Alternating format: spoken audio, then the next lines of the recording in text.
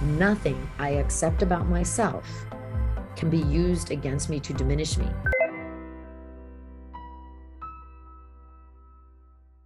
We're talking about how to master communicating effectively so that what you're saying is being communicated effectively. Now, you did this inside of the front end. It's where we take the ball, right? The way to really make sure that you're really being effective in communication is you have to be able to allow the other person to first dump out everything that they're holding on to. You see, the key is that in communication, right? Communication is creation. And for there to be communication, there has to be communion in the communication, right? It takes a willingness of both people to commune. Does that make sense? I used to say to my son when he was a teenager, I would ask him, like, how was your day? Good. Did you do your homework? Yeah. What did you do today? Nothing. I was like, this is not communication. Communication is when two or more people are sharing common thoughts and ideas. This is like interrogation. If anyone has a teenager, you know what I'm talking about.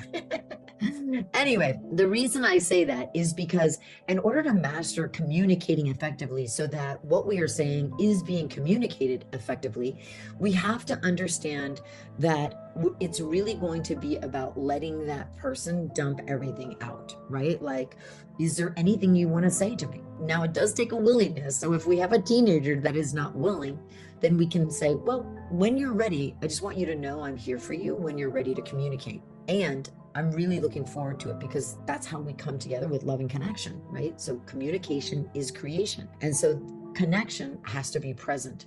And so the key is, like, for a teenager, I would give them like some space and say, all right, let me know when it is you'd like to communicate. I'd love to hear more about your day. And kind of like put it in that open space of allowing them to come to us, kind of thing.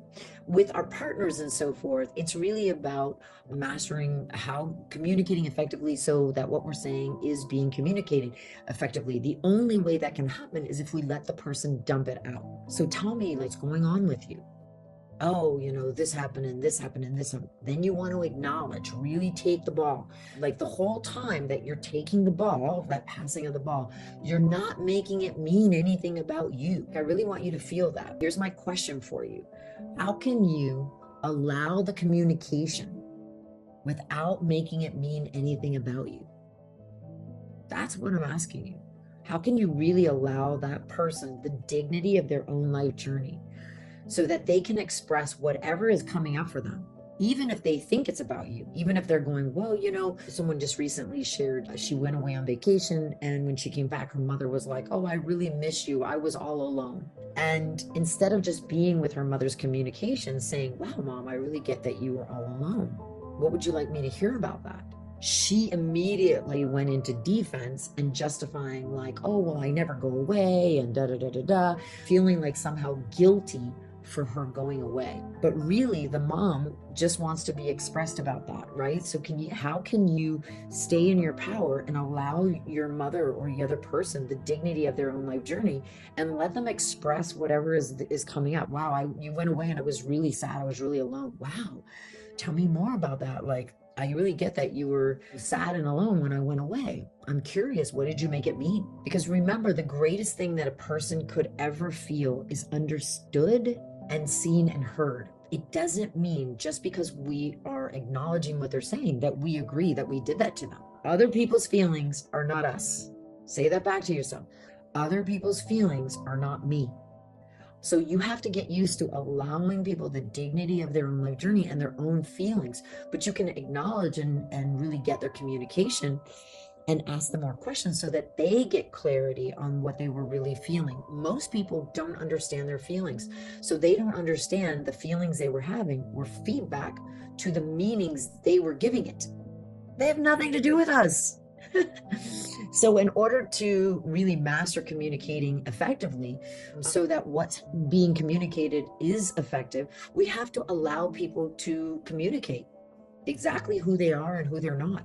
Be able to acknowledge and be in that conversation, not making it mean anything about us, right? Until we can dump it all out, and then we can offer them something. Would you like support on processing that emotion that you were feeling?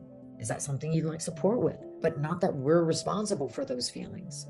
Feel the difference.